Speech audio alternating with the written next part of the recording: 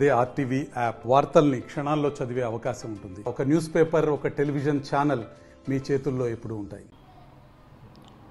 కొమరం భీం ఆసిఫాబాద్ జిల్లా రెబ్బెన మండలం గంగాపూర్ గ్రామంలో గుండ్ల ప్రకాష్ ఆత్మహత్య సంచలనంగా మారింది. తను ఆత్మహత్య చేసుకుంటూ ఒక సూసైడ్ నోట్ను రాసిన పరిస్థితి. అయితే ప్రకాష్ గ్రామ పంచాయతీల కారోబారిగా పనిచేస్తాడు. ప్రకాష్ను ఎవరెవరు వేధించారు, ఎట్లా వేధించారనే అంశంలో ప్రధానంగా ప్రకాష్ ఒక లెటర్ రాసిన పరిస్థితి. ఆ లెటర్లో ప్రధాన అంశాలు పొందుపరిచిన పరిస్థితి. తనకు సోనియా అనే ఒక అజ్మేర సోనియా అనే ఆమెతో పాటు ఇంకా కొంతమంది తనను వేధించారు. దాంట్లో ముఖ్యంగా ప్రధానంగా ఎస్సీ ఎస్టీ కేసు నమోదు చేశారు. కేసు నమోదు చేసి తనను వేధిస్తున్నారని ఆ ఎస్ఐపై ఆరోపణ చేసిన పరిస్థితి. తన చావుకు ఎస్ఐఏ కారణమని చెప్పిన పరిస్థితి. అదే గ్రామానికి మదనయ్య, గతంలో మాజీ సర్పంచ్ భర్త మదనయ్య కూడా తన మరణానికి కారణమని, అందుకనే సూసైడ్ చేసుకుంటున్నానని చెప్పిన పరిస్థితి. తనతో పాటు ఇంకా కొంతమంది పేర్లు కూడా ఈ సూసైడ్ నోట్లో రాసిన పరిస్థితి కనబడింది. దాంట్లో నాయకులు, అదేవిధంగా స్థానిక నాయకులు కూడా కొంతమంది ఉన్నారని చెబుతున్నారు. ఎవరైతే తనను వేధించిన అధికారులు ఉన్నారో వారిపై వెంటనే చర్య తీసుకోవాలని చెబుతున్న పరిస్థితి. దీనికి తను ప్రకాష్ గత కొద్ది రోజుల నుంచి గ్రామ పంచాయతీలో కారోబారుగా పనిచేస్తున్నాడు. తనను వేధించారు కాబట్టే తను ఆత్మహత్య చేసుకుంటున్నానని, తన ఆత్మహత్యకు పలానా వ్యక్తులు కారణం అంటూ తన కొంతమంది పేర్లు కూడా అందులో రాసిన పరిస్థితి. అయితే ఇది బయటికి రాకుండా జాగ్రత్త పడ్డ పరిస్థితి కనబడింది. కొంత ఆలస్యంగా బయటికి వెలుగులోకి వచ్చిన పరిస్థితి కనబడింది. దీనికి సంబంధించి ఇప్పటికే జిల్లా అధికారుల దృష్టికి ఈ అంశాన్ని తీసుకెళ్లారు. మరి జిల్లా అధికారులు దర్యాప్తు చేస్తున్నారా ఏంటి అనే కోణంలోనైతే వేచి చూడాలి. కానీ దీనికి సంబంధించి బీజేపీ పార్టీ కూడా ఆందోళనకు దిగింది. ఎవరైతే బాధ్యులు ఉన్నారో, బాధ్యులు ప్రకాష్ చనిపోయిన సూసైడ్లో లాస్ట్ వాంగ్మూలం ఇచ్చిన పరిస్థితి. ఆ వాంగ్మూలంలో ఏం జరిగింది, ఏమేమి జరిగింది,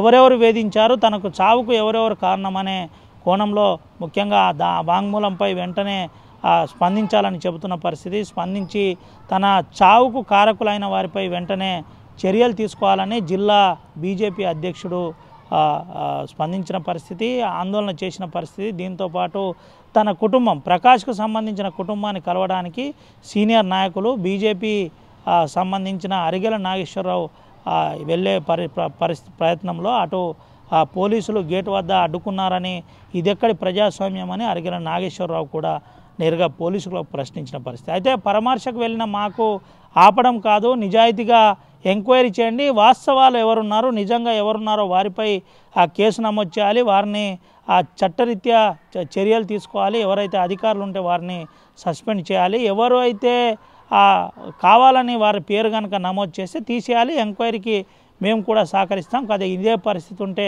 ఆందోళన చేస్తామని అరిగెల నాగేశ్వరరావు కూడా చెప్పిన పరిస్థితి కనబడింది. అయితే మొత్తానికి ఎవరైతే సర్పంచ్కు సంబంధించిన, మాజీ సర్పంచ్కు సంబంధించిన భర్త మదనయ్య వేధింపులు తనకు రోజు రోజు పెరిగిపోయిందని ముఖ్యంగా ఆ సూసైడ్ లెటర్లో రాసిండు. పలు ఆరోపణలు కూడా గతంలో మదనయ్యపై చేసిన పరిస్థితి కనబడింది. దీంతోపాటు అధికారులు కారోబారు నుండి మొదలుకొని ఇంకా కొంతమంది కూడా తనను ఇబ్బంది పెట్టారు గతంలో అని ప్రచారం అయితే జరుగుతుంది. దీనికి సంబంధించి ఎస్ఐపై కూడా చర్యలు తీసుకోవాలని ఆ లేఖలో రాసిన పరిస్థితి కనబడింది. దీనికి సంబంధించిన ఎవరైతే సూసైడ్ నోట్లో తన పేర్కొన్న ఆ పేర్లపై దర్యాప్తు జరుగుతుందా, ఏం జరుగుతుంది, లేదంటే కేసు క్లోజ్ చేస్తారా ఏంటనే కోణంలోనైతే వేచి చూడాలి. సుమంతరావు వినాయక్, ఆర్టీవీ, ఆదిలాబాద్.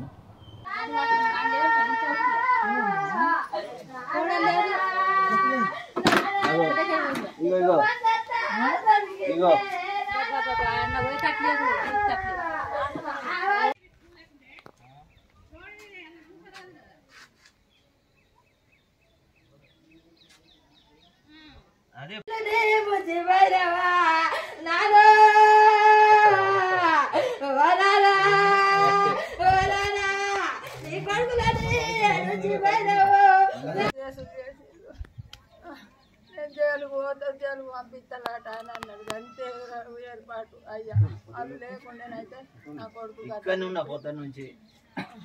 నన్ను జైలు పంపిస్తాలట. జైలు పోతే ఆడోళ్ళు పోయి వస్తాను, జైలు పోతే నువ్వు భయపడతావా కొడుకు అని నేను అన్న గిద్దే ప్రకాశ్ నన్ను కూడా అన్నాడట కొంత కేసులు పెట్టిండ్రు అని అన్నాడట.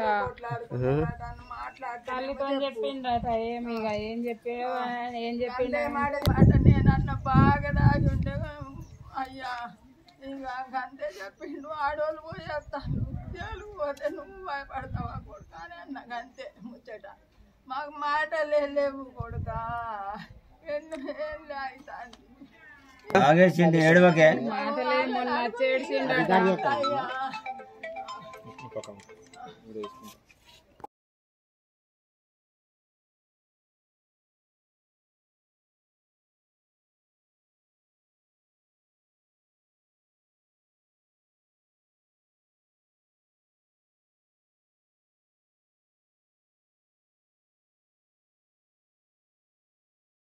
మరిన్ని వీడియోస్ కోసం ఛానల్ ని సబ్స్క్రైబ్ చేయండి. లేటెస్ట్ అప్డేట్స్ కోసం వాట్సాప్ ఛానల్ ని ఫాలో చేయండి. అండ్ లింక్ డిస్క్రిప్షన్ లో ఉంది.